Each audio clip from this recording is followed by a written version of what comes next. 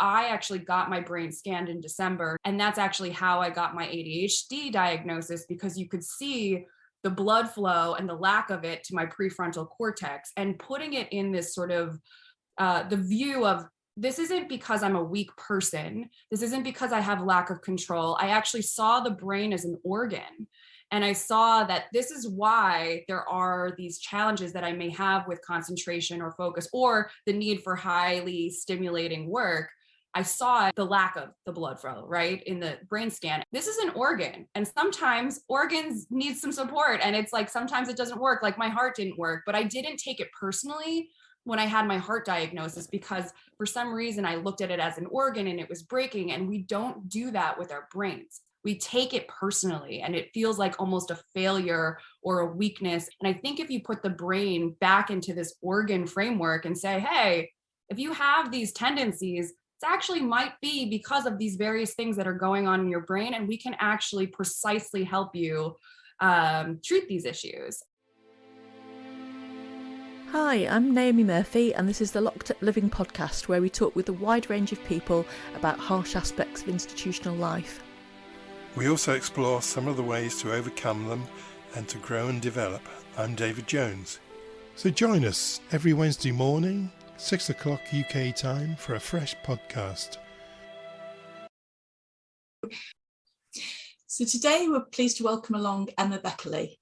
Emma has spent her career leading, building and scaling up rapid growth businesses in the travel, restaurant and cannabis industries, and she's been highly successful across each of these very different sectors. She's also founder of ABO Performance, which supports small and early stage businesses in the cannabis, psychedelics and technology industries. Emma's very knowledgeable about the medicinal use of cannabis and psychedelics. Really delighted to give you a chance to listen to Emma today. Welcome. Thank you. I'm so excited to be here. Hi Emma. So you've clearly had a very interesting career path, developing expertise in one sector before transferring to a different one on a number of occasions. Can you talk us through your journey and some of the themes which have influenced your choices? Yeah, so I have, whenever anyone looks at my background, they notice sort of immediately that I have danced between multiple different industries. I have taken sort of a unique approach to my career, which is, and I think it's unique sort of, but I think I've gone extra hard on it, where I have prioritized following my interests. So when I graduated college, I graduated in 2009, which, as you recall, probably was the height of the financial crisis, particularly in the United States. We were having the housing market collapse around us. So jobs were tough. At that time, I was very passionate about traveling and just experiencing the world. So I started my career in travel, grew up in that industry, a really, really fascinating, wonderful time, and then started to get a lot more interested in that rapid growth tech startup. And at that point, I was living in Boston. So really wanted to get into that motion of, what is it like for fundraising? What is it like working for a very young founder that's brilliant, but doesn't have a lot of experience? So I pivoted into the technology sector from travel, which is quite a big jump, because particularly at that time in travel, it was very antiquated. So there wasn't a lot of like high tech in travel. It's different now. And then while I was in the technology industries, I was in Massachusetts, and I was watching cannabis come online for adult use. So it was being legalized for recreational use in the state.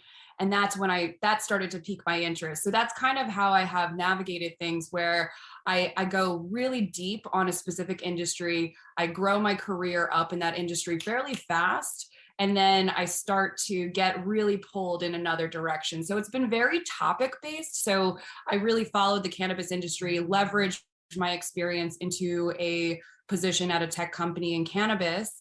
And then as cannabis was evolving, started to get very deep into the mental health space, which has a tie into psychedelics, which is a new and evolving nascent industry in the United States and the world, really. But it's really been interest focused. And I've been able to leverage this experience that I've had in these different industries and sort of carve out these little pockets within these new industries and add value. So it's been really fun. I feel very blessed. Well, it's fascinating to hear you talk about that, actually, Emma, particularly since, as you said, you graduated right at that time when everyone was down, the financial crash was right about our ears. I remember that very, very clearly. And for many people, it was a real struggle finding any kind of pathway into a career. What was it, do you think, about you? I mean, you've described it as being interest based, but what was it about you that enabled you to follow those pathways? It's a great question. And I've thought about it a lot because I think that timing really, really set me up for the rest of my career, which was I wanted to go into travel while the world was collapsing. So the travel is usually the first thing that goes when there's a recession, right? People are like, okay, I'm not going to actually book my trip.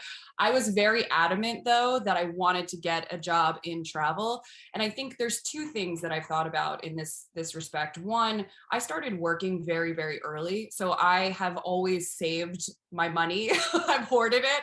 So I started working when I was 14 and I had started saving then, right? So I'd always given myself a little bit of a safety net with my own salaries that I've collected as I've been working.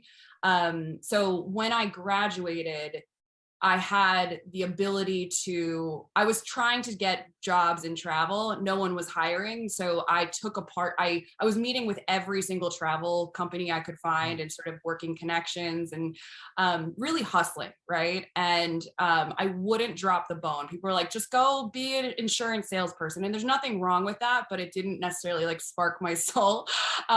So I was very stubborn. And I'm also a contrarian by nature. So as soon as someone says, this is a bad idea, I'm like, no, it's not, I'm going to do it.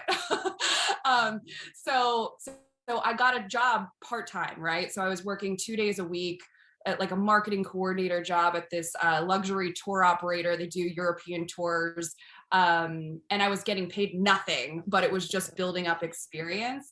So and that eventually leveraged into a full-time position. And then I grew within that company. But I think because things were so different, and I had 3 jobs at one point. So I was working for my dad's company. I was waitressing as well. So it was very much, I know I want to be in travel. I need to make money. So I'm going to have these sort of part-time jobs to supplement it. And eventually I bet on myself. I was like, you know what? I'm going to work my butt off.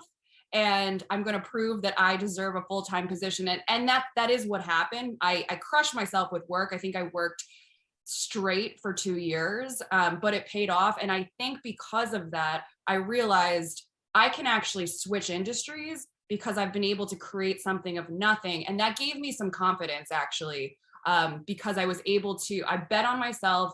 It worked. And that's why I haven't been afraid to dive into the deep end when it comes to new industries. And I think in some ways I've sort of screwed myself a little bit because this like very intense motion of trying to rebuild is something that I've realized I love, which is why I keep switching industries, because I love to learn new industries. I love the sort of hyper stimulation that comes with the education of learning the dynamics of all of these different industries that I've existed in.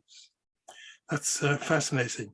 I think we talked to lots of people who I would say are contrarians in this podcast, and it's clearly a very important kind of skill, and to some extent confidence must come into that as well, but the ability to be determined and not to take no for an answer. So, and currently you're involved in a neuropsychiatry tech platform. Can you tell us something about the work of this company?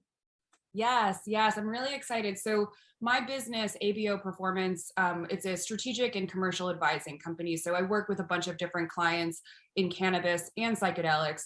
This particular one, this company is called Therapeutics. They're based out of Cambridge, Massachusetts, and is run by a neuropsychiatrist scientist that is trained at Harvard, MIT. So they're really brilliant. And the thesis for this company is really focusing on more precise diagnostics when it comes to neuropsychiatry. And their mission really spoke to me because when you think about how we look at all of the different parts of our bodies, right? So for example, I've had open heart surgery a handful of times. So when they found that issue, they used a typical echocardiogram, right? At EKGs, they're actually looking at these organs to identify what's going wrong. interestingly enough, we don't do that with our brain.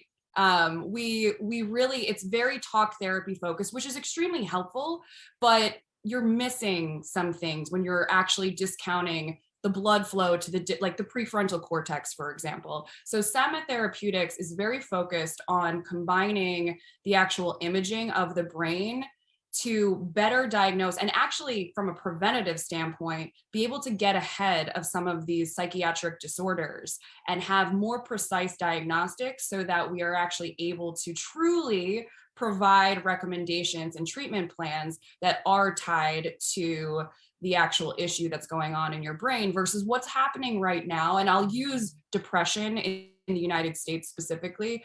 It's a very trial and error approach, and it's very focused on talk therapy, and you're giving people SSRIs without actually doing, and not across the board, but broadly, you're prescribing SSRIs to someone where you actually haven't gone deeper to understand what's truly going on. And depression is a big umbrella, as I'm sure you know. There's so many different coexisting comorbidities that go into depression. So it's important when you're giving somebody these drugs that you really know that you're treating the actual problem. So Sama combines AI and machine learning, and it's a software as a medical device. So they're partnering with companies that have these brain scanning devices, and we're focusing specifically on psychedelics to start, just because there's a lot of need for data with these drug trials that are happening. But the idea is that you're actually scanning people's brains, and then you're providing diagnostic criteria and support combined with talk therapy. So we're really supplementing the standard modalities for treatment of mental health issues, but we're creating this sort of clinical ability to really go deeper and see what's happening in the brain. And I went through this actually in December, which is what drew me to it. I was recently, this year, was diagnosed with ADHD. And as I said, I'm a contrarian. So going to talk therapy, I think if someone said, and as you probably know, ADHD is very, very overdiagnosed in the United States. I think it's very easy to get Adderall or Ritalin or any of these medications. And it's done, you can have a 15-minute consultation and then you just have a prescription that you walk away with. For me, I need to have the scientific layer. So I actually got my brain scanned in December, not with this company. This is prior to me working with Sama through a different clinic. And that's actually how I got my ADHD diagnosis, because you could see the blood flow and the lack of it to my prefrontal cortex, and putting it in this sort of the view of, this isn't because I'm a weak person. This isn't because I have lack of control. I actually saw the brain as an organ. And I saw that this is why there are these challenges that I may have with concentration or focus, or the need for highly stimulating work. I saw it with a blood flow, the lack of the blood flow, right, in the brain scan. And that really helps anchor in my head, this is an organ. And sometimes organs need some support. And it's like, sometimes it doesn't work. Like my heart didn't work, but I didn't take it personally when I had my heart diagnosis, because for some reason I looked at it as an organ and it was breaking. And we don't do that with our brains. We take it personally, and it feels like almost a failure or a weakness as a human on this planet. And I think if you put the brain back into this organ framework and say, hey, if you have these tendencies, it actually might be because of these various things that are going on in your brain, and we can actually precisely help you treat these issues. And it's not because you're a weak person or you're failing at XYZ.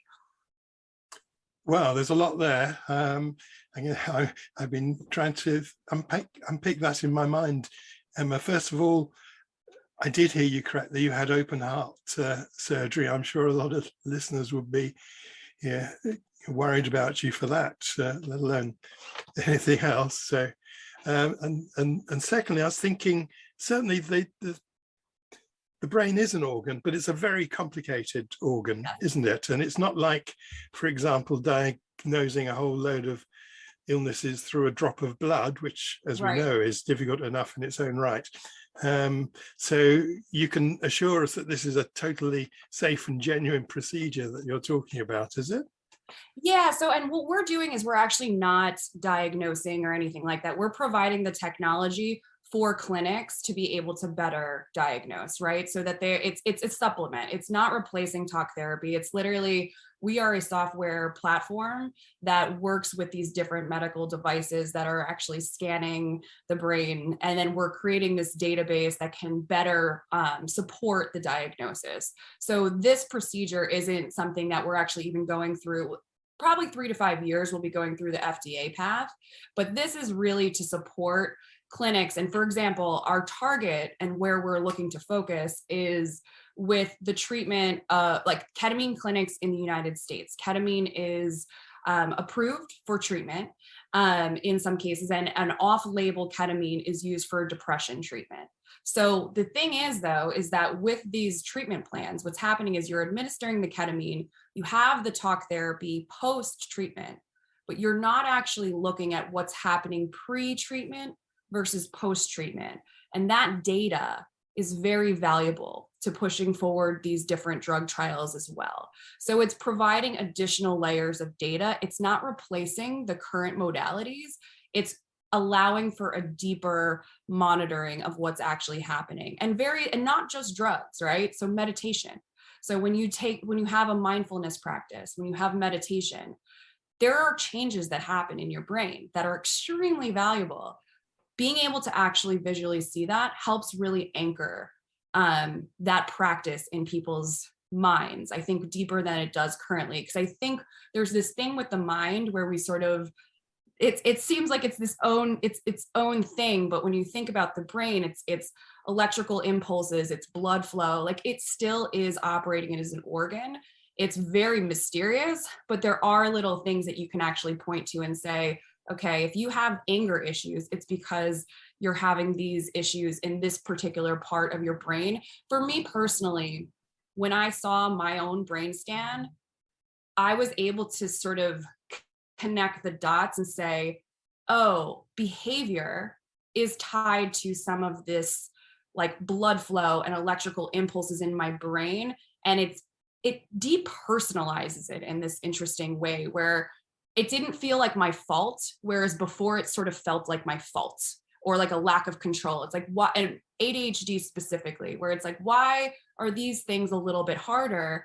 And then when you sit with a psychiatrist and go through the brain scans along with talk therapy, along with these assessments, then it sort of shows you, okay, like there's these things I need to work on, but there's an actual physical reason it's happening. And you might know that, like logically it's obvious, but when you see it, it just changes the interaction in this interesting way. It's fascinating and very well described, Emma. Thanks a lot for that. Some of your own expertise has been gathered working in a very new area, and it's only embryonic in the UK. Were cannabis and psychedelics something you've been interested in recreationally?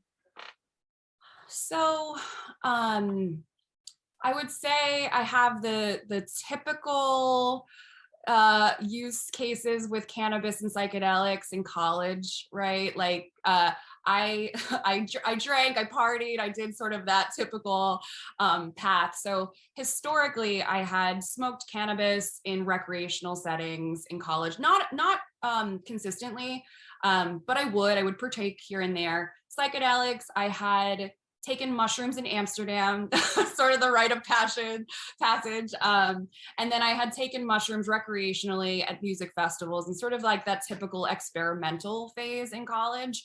But to be honest with you, and sort of opening up a little bit, I have had addiction issues myself with alcohol and opioids and benzodiazepines, Xanax specifically.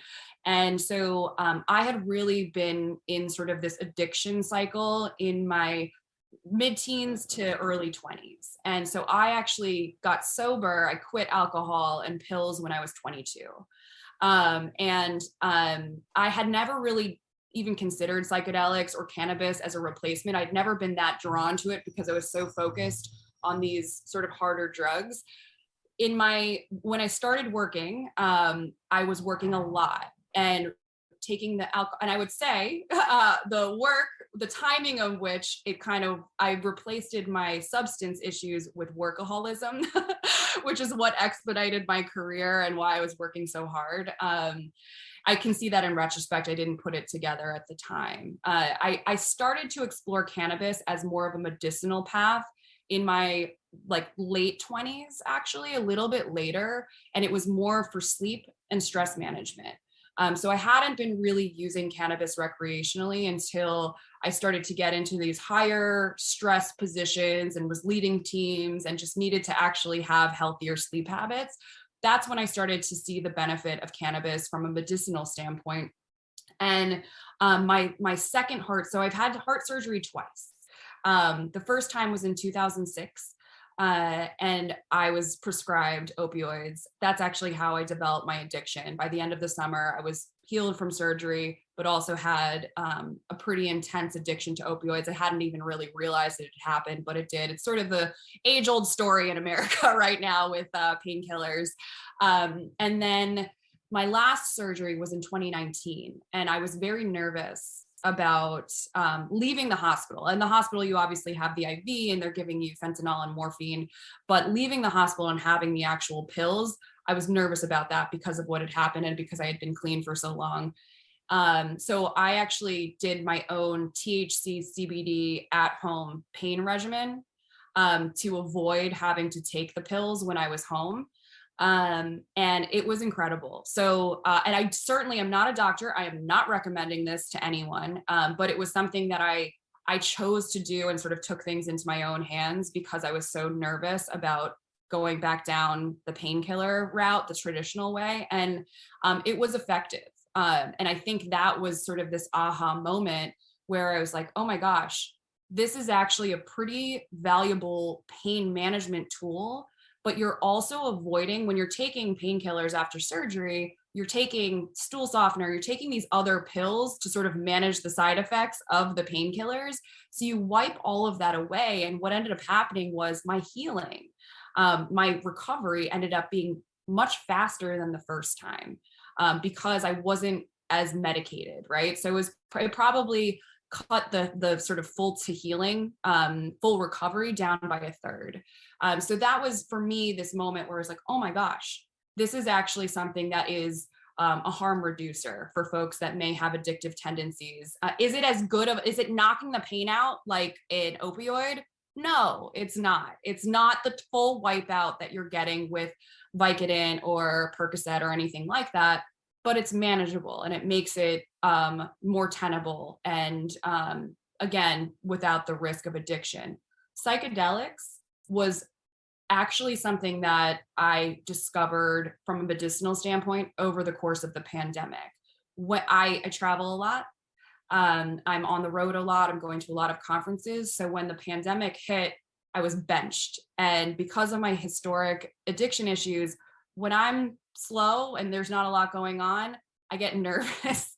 It's just like idle time isn't great, I would say. So I actually was a little bit nervous about having so much downtime. And I explored microdosing psilocybin as sort of a way to manage some of that anxiety throughout the pandemic. So I started microdosing psilocybin, and that was another, oh my gosh, this is incredible. And I wasn't diagnosed with ADHD at that time, but I noticed that my focus actually changed. So there was these benefits that were happening with the microdosing that was just mind blowing. And then I would say when I had my first real journey that changed my life genuinely was January 1st, 2021.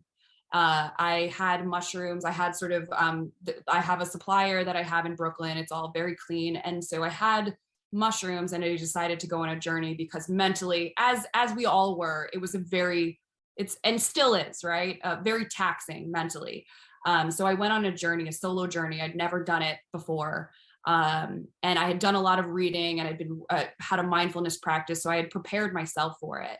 And that was truly probably one of the most life-changing moments I've ever had, because I had this journey. It was very spiritual, but it was healing. It felt like 6 months of psychotherapy in a 4-hour period. It wasn't an easy journey. I cried a lot. It wasn't, you're seeing gnomes dancing around. It wasn't that. It was very internal. It was very reflective, and it wiped out my depression now for at least a few months, right? So I actually now have a psilocybin practice. It's microdosing every third day. And then every 6 months, I'll do a deeper journey just for sort of my own mental healing. But that's my history with cannabis and psychedelics. But it's really only been psilocybin. I haven't done any of the other molecules.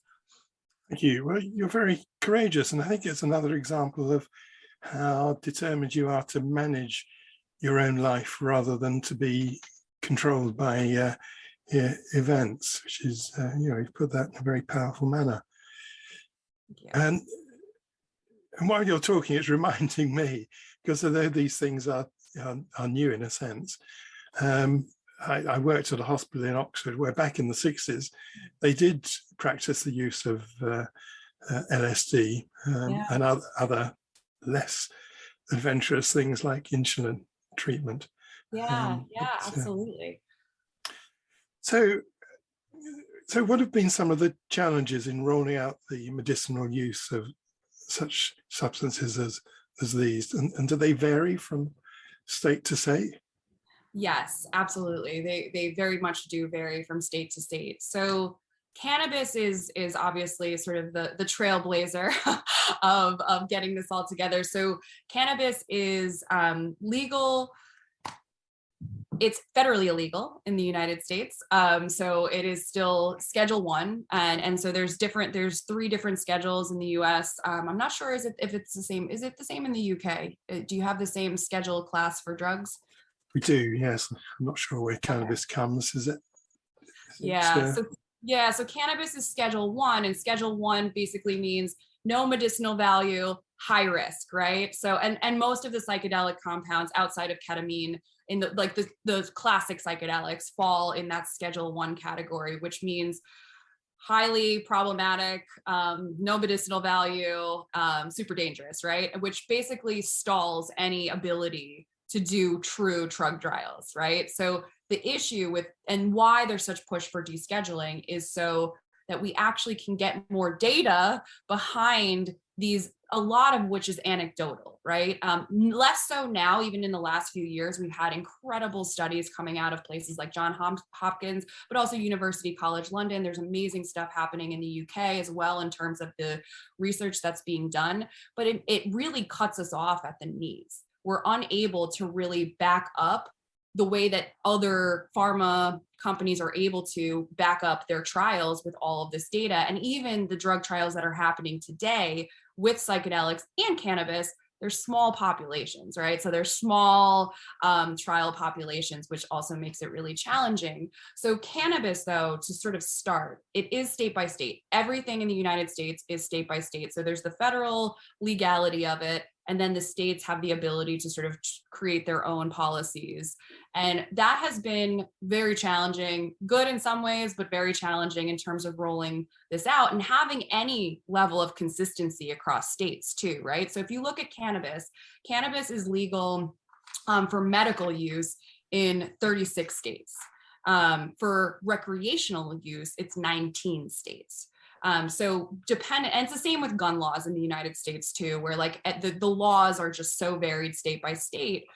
So cannabis is interesting because so the medical side of it, you need to have a medical card, right? So if you're in a medical only state like Maryland, you have to go, and it's kind of the way that I look at it is that there's medicinal value to cannabis, absolutely, but the medical structure, it's pretty easy to get a medical card. Like there's a lot of different businesses that you pay $50 and they'll give you a medical card and you're good to go. So it's kind of a loophole in a way, but it has medicinal value. The issue when I look at cannabis is that because of the way it's structured, so we'll use Colorado as an example. Colorado is legal across the board for cannabis, for recreational and medical use. Colorado, if I'm a Colorado dispensary, a retail location selling to consumers, I can only order my product from Colorado produced businesses. So it has to be full supply chain within the state. So you're only able to purchase from brands that have been produced seed to sale in the state. And then the brands can only buy from farms and cultivators that are in Colorado. So it limits the supply chain. There's no interstate commerce at all with cannabis. So it's all very much insular to the states, which is good in one case because now there's all this revenue going into the state, but it's not an efficient way to do business when you think about it, right? So there's that, but then you also have inconsistency because then some states, for example, New Jersey doesn't allow for cannabis edibles. They have adult use, recreational is legal in New Jersey, but you can't buy edibles in New Jersey because of their rules. So every state has different weird rules about various things based on the local politicians and what matters and what doesn't. And it makes it so that if I move from California to Maryland, my access to cannabis is totally different. And what I actually can buy in Maryland is very different than what I can actually access in California. So there's like no consistency whatsoever when you go across these different states. And then with psychedelics, that's a totally different situation, whereas psychedelics is decriminalized in some states and some towns, right? So for example, in Massachusetts, Cambridge, the city of Cambridge has decriminalized psilocybin, but Massachusetts as a whole has not. So then there's like all of these laws, like town by town, which is interesting. So with psychedelics, ketamine is the one, like quote unquote, it's not the traditional classic psychedelic, but ketamine is FDA approved. It's Schedule 3, and it was approved in the 70s as an anesthetic.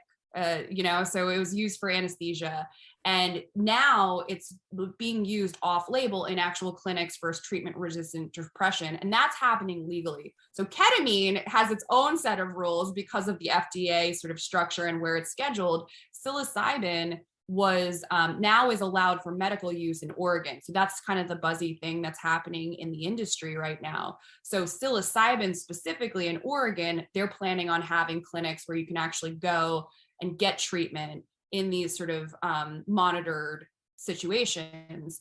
But then every other state has different rules. So it's messy, and that's very American.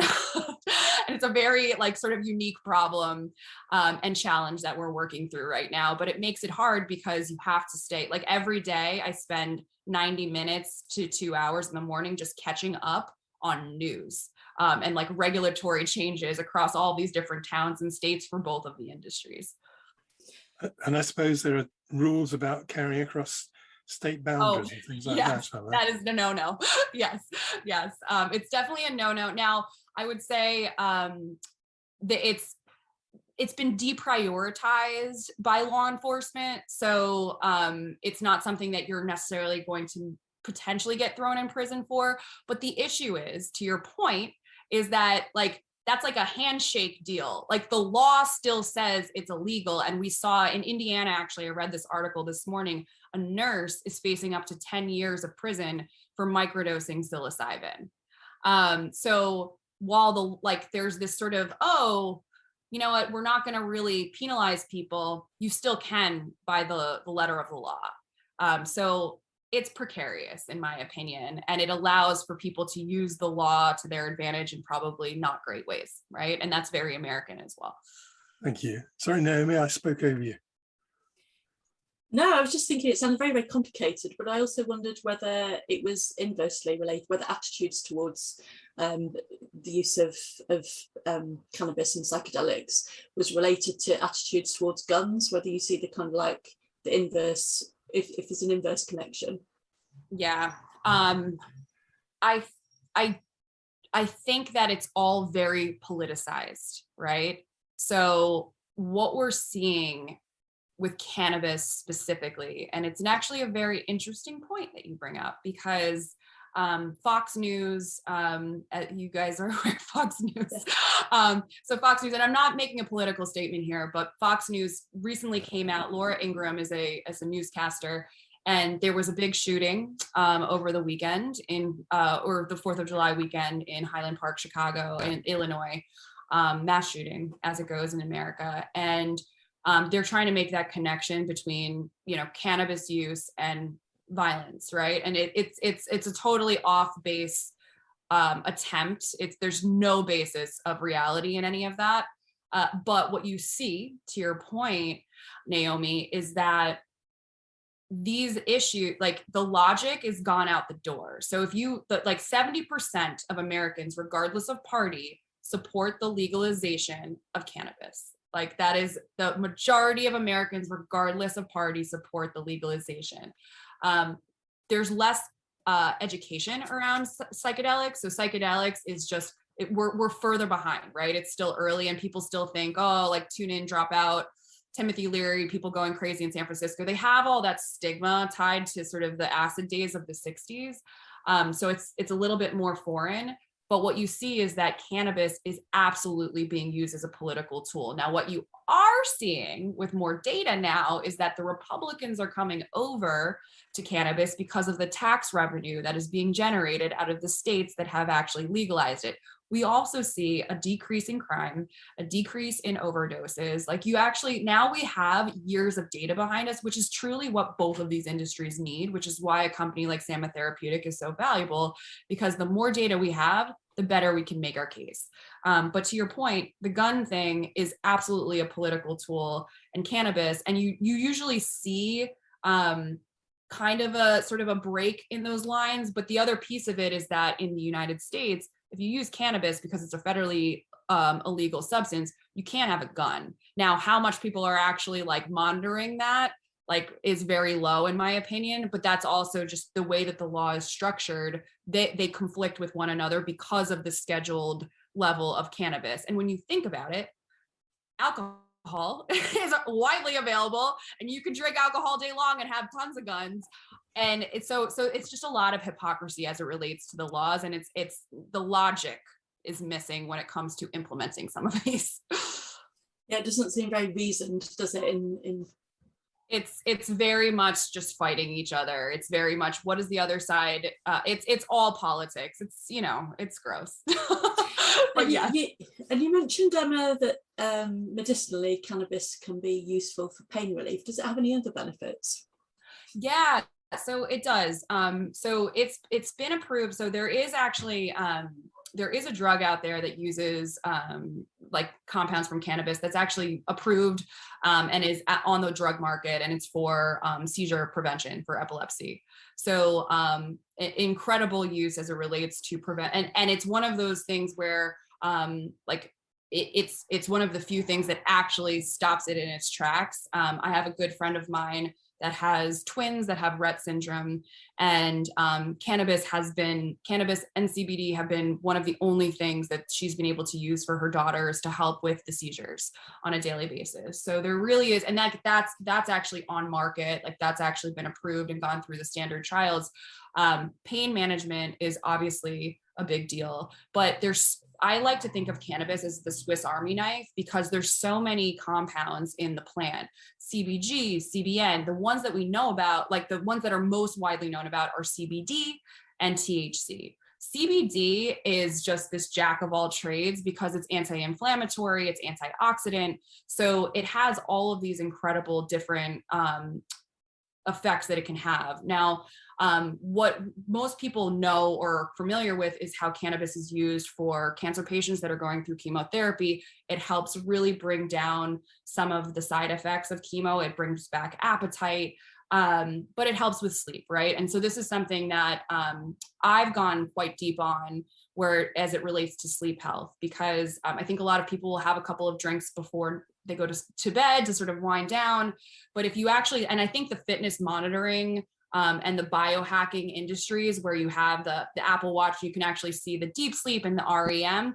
If you take an edible or you smoke, smoking in general is never it's not recommended just because smoke inhalation isn't great for your brain, but it's better than say drinking a couple of drinks before bed based on what actually happens to you when you're sleeping, right? So it is a sleep tool.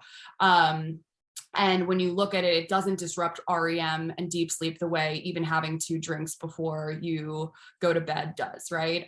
So from a sleep health standpoint, it's a better tool than alcohol to sort of bring down sort of your stress and help you sort of wind down for bed. But beyond that, it has a ton of different, and there's a couple of different compounds that should be considered. We always look at like percentage of THC, but that's actually very base, and you should be looking at the different terpenes. So terpenes is sort of the buzzword of cannabis, and that like every plant has terpenes. So limonene, for example, which is sort of that lemony smell. Limonene has different properties where it like actual antidepressant properties and anti-inflammatory properties. Beta carotene is another terpene. So if you look at that, that's why the legal market is so interesting, because you can get these very specific strains that are for sleep or for anxiety or for depression or just for hunger if you have like issues with your appetite. So cannabis has a wide breadth of different potential properties that it can be used for. But the ones that people most identify with is anti-anxiety, it's the anti-seizure, and then it's also sort of like managing some of these issues as it relates to some of these medications for cancer treatment. But it also has, it's been shown for CBD and THC, it's a really great harm reducer as it relates to like coming off of other drugs. So alcohol, and now, and this is the combat, right? People will say, well, you're just replacing a drug with a drug. That is true, but that's what we're doing currently in the United States already with like opioids, right? And heroin, where we have these different clinics that you can go to get basically, you know, you're getting actually still an opioid, it's a harm reducer. So in my opinion, if you're going to replace a drug, then you might as well replace it with something that's better for you than the other drug. So it's a harm reducer. It does have like, it's not the physical addiction that you're going to get with some of these, but if you have an addictive personality, you're absolutely going to be prone to potentially being dependent on all sorts of different things. So I think that's something that's important as well, as for every, like, it's not this panacea. And same with psychedelics. It's certainly not, it's not for everyone, but it can be an incredible tool that's more effective than others if others aren't working. Are there any groups of people who shouldn't use cannabis? Yes. So this is something that is known. If you have, and this is true for psychedelics as well. And this should be sort of a rule of thumb in general for anybody that's exploring these substances, particularly like now where it's not fully legal for psychedelics specifically, like always proceed with caution and go through like actual clinics that, and like use ketamine where it's actually like monitored and all of that. I definitely don't suggest just like messing around with drugs, particularly street drugs. Are extremely scary in terms of what they could be laced with. But for cannabis and for psychedelics, for cannabis specifically, if you have a history of psychosis in your family and you have history of schizophrenia especially, I would avoid cannabis entirely, completely, because it's not that it causes schizophrenia, it's that if you are prone to schizophrenia in your family or psychosis in your family, there is the potential that the effects that it has on your CB1, CB2 receptors, that it can actually sort of open it up, right? So it can bring it to the forefront. And that's something same with psychedelics, where if you have a history of sort of deep psychosis and psychiatric issues, that is something that you would want to proceed with caution with any type of drug you want to put in your body that has any effects on your brain. So that would be, those are absolutely the ones that I would avoid. And then if you do have a deep history of addiction in general, going in eyes wide open and monitoring how you're actually interacting with the substance, I think is just responsible. If you are using it as a replacement for something that you may be addicted to, like I did with alcohol and opioids. In terms of psychedelics, what kind of substances are we talking about, and what are the benefits? Are they different benefits to psychedelics and cannabis? Yes, I look at them as very different. I genuinely, I think there are medicinal value points with cannabis. I think it's mostly a recreational drug, in my opinion, a recreational substance. I think it can be both. Psychedelics can be enjoyable and fun, but I do mostly look at it as a tool for self-exploration, but healing as well. So when we talk about psychedelics, we are talking about a handful of different substances, the classics, right, which is LSD, aka acid. You've got psilocybin, which is magic mushrooms. So those are sort of like the ones that everybody is most familiar with. Then you have ketamine, which we talked about, which is in certain like levels of dosing, you actually do get this psychedelic experience. And when you combine it with talk therapy, it allows you to actually get deeper into the psychotherapy and open up more. So it's not a replacement, it sort of expedites, right? It actually makes the process go faster and it opens people up. And you, this, like for you, Naomi, in sort of the work that you've done, it sort of allows people to like break through some of those walls that are so important to break through, but it gets you there faster. So that's kind of the beauty in it, is that it just like, it expedites it. So then there's ketamine. Then there's MDMA, so ecstasy, right? MDMA, which is in phase 3 trials in the United States. So ecstasy is being done particularly with this group MAPS. They are a nonprofit organization. They've been around, I believe, since the 70s. They've been around for a while, run by Rick Doblin. They're doing phase 3 trials for treatment-resistant depression in veterans, and they're doing that in Colorado. And we think it'll probably be approved by the FDA in 2023, with psilocybin probably 2 to 3 years out from there. So then MDMA is another substance that's being used in these clinical settings. And again, this one is administered with a therapist. So it's like you take the MDMA and then there's a talk therapy session that's happening while you're under the influence. And because MDMA is this sort of heart opener, it allows these veterans to sort of face the trauma that they have faced, but face it in this way that's not as painful when they're under the influence. So they're able to sort of look at what they've experienced and work through it without it triggering more trauma in that specific setting, which is really, really incredible. So that's MDMA. That'll probably be one of the first molecules that's approved. And then there's a few others. And the one that I'm really, really excited about. So then there's ayahuasca, right? So DMT, ayahuasca, that came from South America. There's a lot of ayahuasca retreats, but that's DMT really is sort of the core molecule that's being used in those ceremonies. And then the other one is ibogaine. It's a West African plant, and there's centers down in Mexico and Costa Rica. The thing that's interesting about iboga is that it is I would say it's probably the one where I wouldn't do iboga as a first pass for psychedelics, because there are some risks.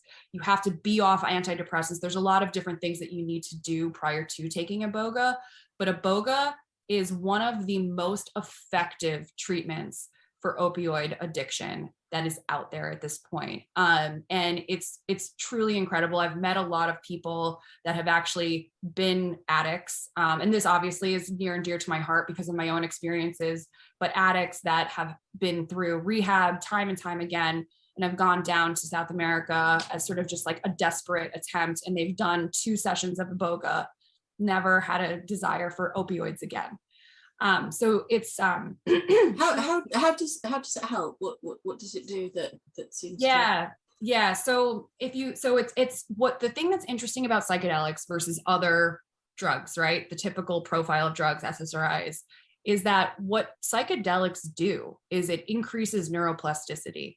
It's actually creating new neural pathways in your brain. So when you look at addiction and you look at the cycle of addiction, it's loops, right? You get kind of caught in these loops, and it's not just substances. We have behavioral addictions, right? We've got eating and TV and our phones and everything, right? So you get kind of caught in these loops.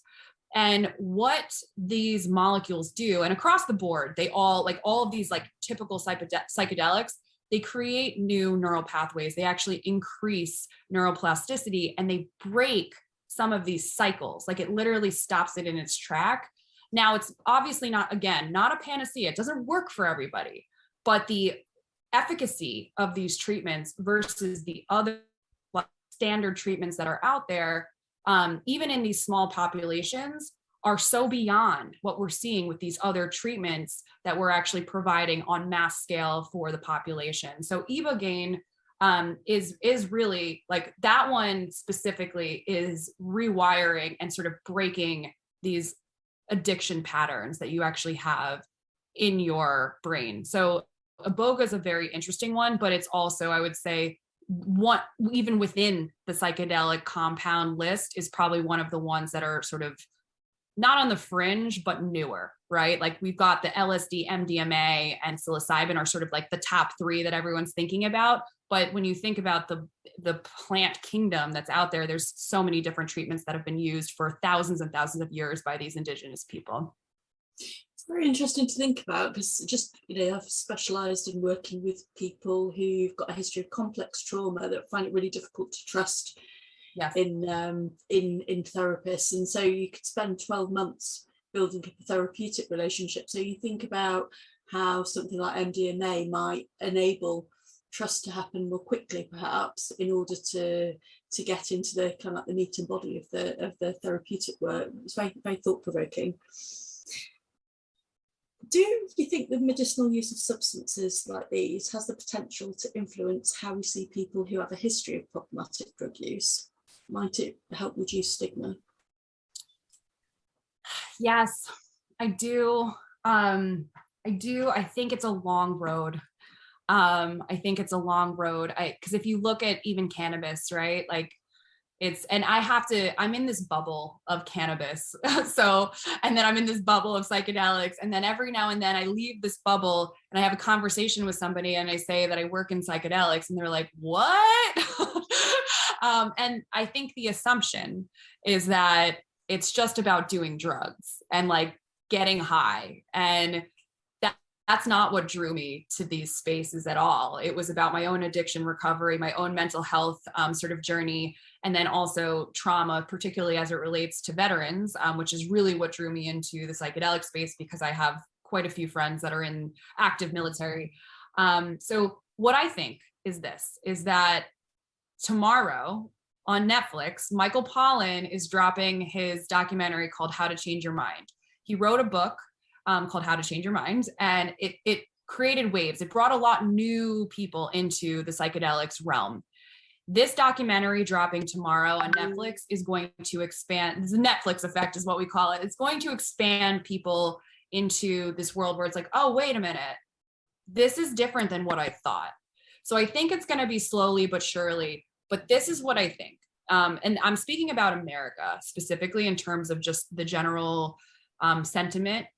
There is a lot of momentum happening as more details and more trials come to fruition and more data comes to fruition. So I think there's a confluence of things that is going to help smash this forward. This documentary, it sounds silly, but this documentary series dropping tomorrow is going to open people up that never even thought about psychedelics in this realm. Similar, if you haven't seen it, Fantastic Fungi is an amazing documentary. Yeah.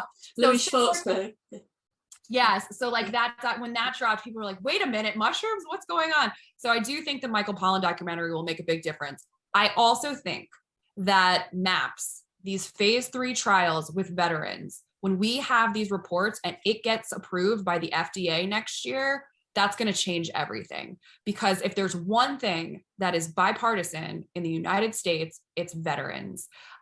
So that I think was it's obviously near and dear to all of our hearts, but it's also a very smart strategic move by MAPS, because we are losing 22 veterans every single day from suicide in the United States. That's almost a veteran an hour.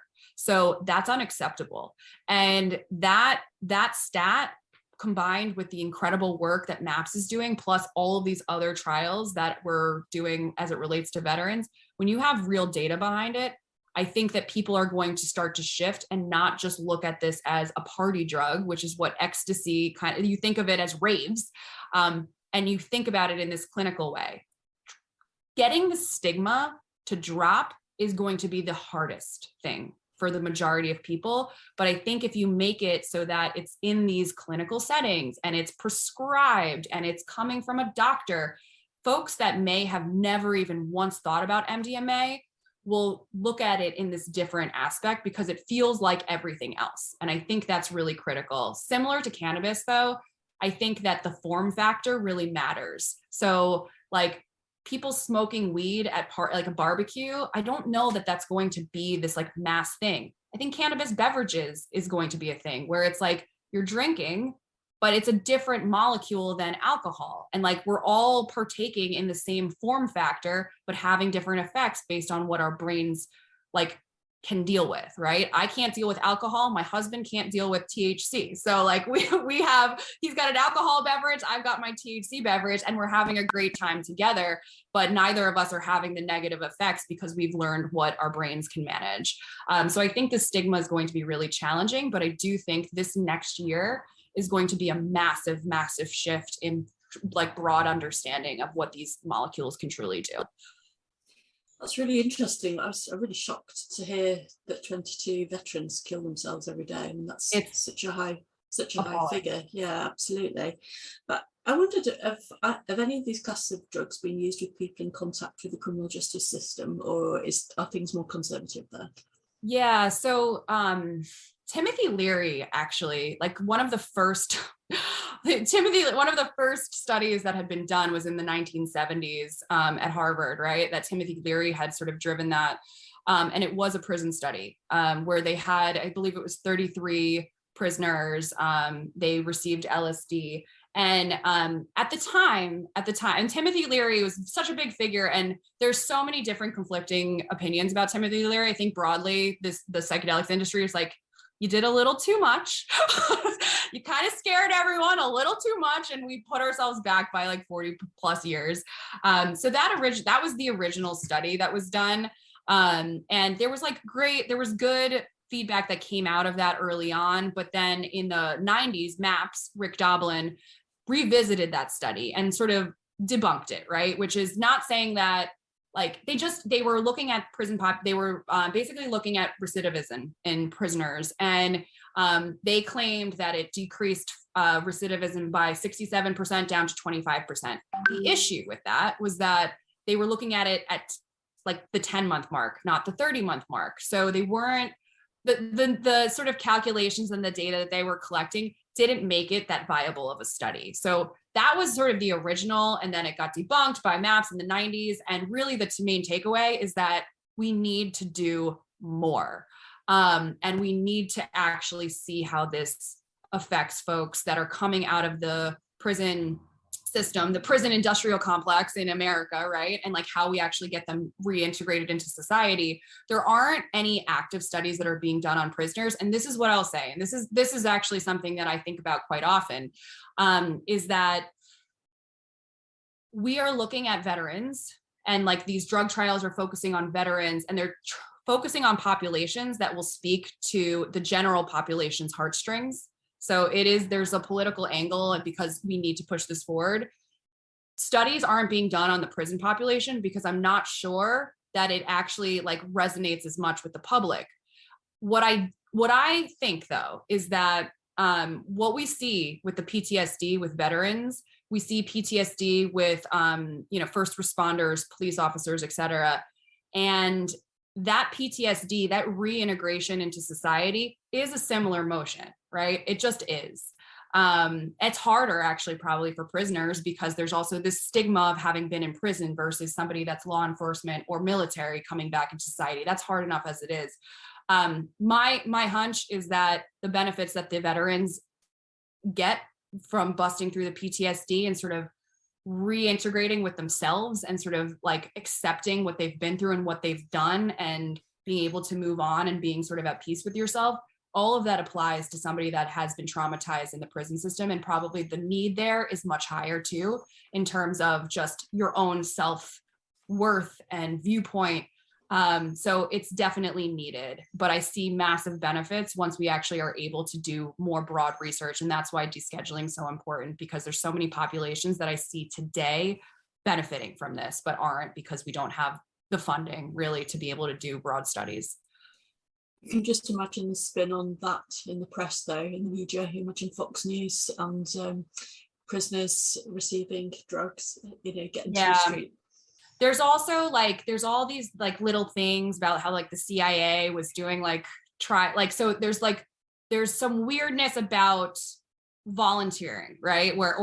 Are we, so there's all of that dynamic where it's are prisoners actually opting in? And so it's complicated. I think it's unbelievably fascinating. And I think that it would be an incredible tool for somebody. So I believe that we'll see these studies coming out once we get through some of the descheduling, but it's probably going to be a while based on how we prioritize our prison populations, which is unfortunate. Well, you're clearly very enthusiastic, and as you put it, you're inside these particular bubbles. But we know from what you've been saying, as well as using our own eyes, how far these things are kind of politically driven and politically obstructed. So, but nevertheless, are you optimistic about some of these treatment approaches becoming mainstream? I am. I very much am. I think that with psychedelics specifically, there is just more and more attention being put, these Forbes, Elle, GQ, Rolling Stone, you're starting to really see these sort of more mainstream publications really start to talk about this, and the media is what it is, but the public follows the media. So I'm seeing the way in which these are being spoken about so much more than even a year ago. So the publications that I was reading a year ago were all the psychedelic publication and the psychedelic special journalists, and now it's mainstream journalists. You're also seeing this migration from cannabis to psychedelics as cannabis becomes way more capitalistic, way more big company, a lot more consolidation. You're seeing a lot of these folks sort of transition over as well. But I think there's also just this general fatigue in how dismal our mental health care system is. And I think there is this recognition that the United States government, we've been plying our population with these pills, these opioids, and hundreds of thousands of people have died because of it. So I think there's also this saying you know what, we need other options. We need other modalities to help get us better. So I think there is also just a general fatigue and frustration against the medical system that we currently have access to in this country. So I see momentum building. I think it's going to take a while though. But I am very optimistic. I just wondered, do you have any reason to believe though that companies that are involved in producing these classes of drugs are going to behave with any more integrity than Big Pharma has done traditionally? Yes, I think it's a great question. And I think capitalism, this hyper-capitalism world that we work in, that exists within, I think is more powerful than any of us, right? So yeah, I do have concerns about that. And I think the entire industry does as well. Right now, the big pharma companies aren't able to access and get into it because of the federal status of these molecules. But once they are able to, I think things change, right? Because it's all about time to market. It's all about, and this is sort of the darker side of it, which is SSRIs don't cure you. They help the symptom.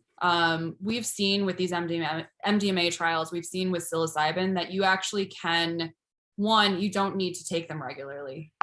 So it's actually like a healing modality because of how it's sort of breaking the sort of cycle, and it's creating these neural connections.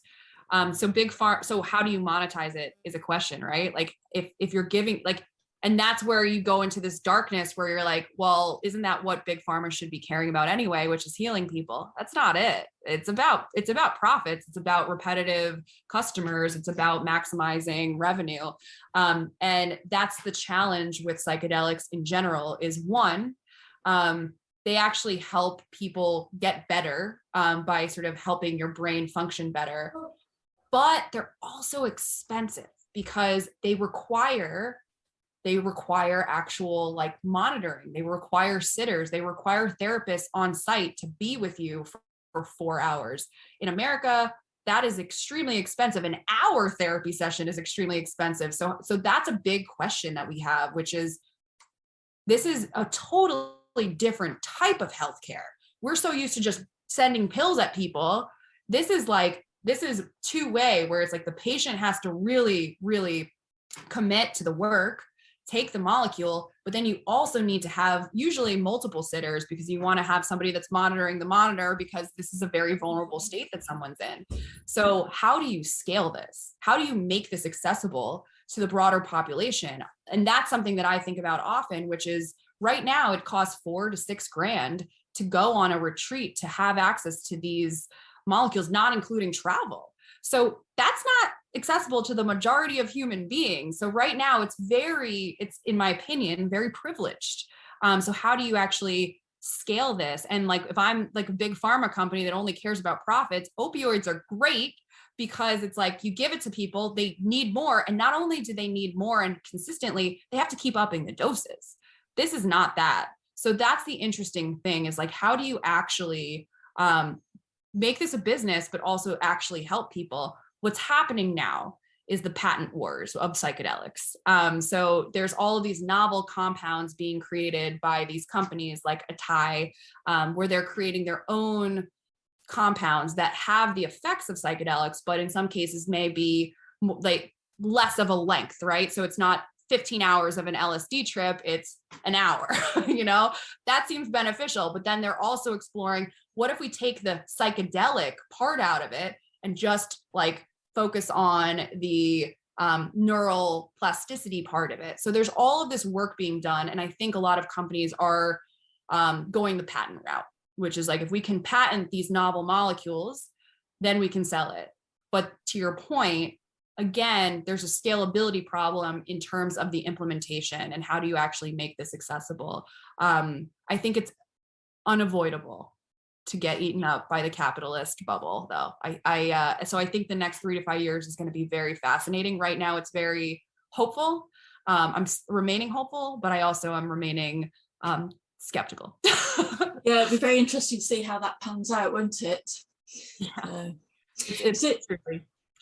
So we're coming to the end of time, but I just want to ask you, as we're finishing, you post a lot of really uplifting, inspiring content on social media. And indeed, we met through a mutual friend who said he was a bit down on his luck, and said you're exactly the sort of person he needed to reach out to in order to get back on track, which seems exactly what's needed in a coach. Can you tell us about your business and the kind of coaching you specialize in? Yeah. So my business is strategic advising for like early stage, pre-seed, like before they've raised money, or like growth companies. And that's based on my past experience working for rapid growth startups. So scaling early stage businesses is sort of my wheelhouse. Part of that has been also working closely with the leaders of these organizations, having worked across many different leaders, and having been a leader myself at these companies and led teams that have been really successful. So it kind of happened organically to start. When I left companies, the CEO or the folks on the C-suite would ask me to stay on, to just, or like as a part-time thing. She's like, could we keep like just like the leadership sanity checking sessions, and we'll pay you sort of here and there for that. So that's how it started. And then I've created a business around leadership coaching. I am currently actually getting certified in, it's with the Neuro Leadership Institute. So it's a neuroscience-based leadership coaching certification. So because there is so much science into like organizational health and leadership. So I'm currently in the process of getting like final certification on that. But my leadership coaching, my coaching in general, it's performance-based, right? And it's not just about how do you make your team really perform well. It's also about being a good leader is about taking care of yourself as a human. So that like sleep health matters. So it's sort of, I'm a certified cannabis and CBD health coach as well, but it's really focused on like you as a leader, you as a person on this planet, who do you want to be? How do you want to put yourself out there take care of yourself first. It's kind of like the oxygen mask on an airplane, right? You need to make sure that you're taking care of yourself first, and then working with your teams to motivate them in the best ways possible. So it's very much focused on optimization. And it's not about broad mass change. It's about, you can make tiny little tweaks here and there, and it has massive, massive implications. And just even the tone that you take with somebody or the questions that you ask them can actually trigger insight without you telling them. So it's very neuroscience-based leadership coaching and performance coaching. Sounds excellent. Sounds really interesting. Thank you very much for your time today, Emma. That's been a great conversation. Thank you. It was a pleasure. Yeah, thanks very much indeed, Emma. It's a real thrill meeting with you and hearing about all these kind of exciting developments.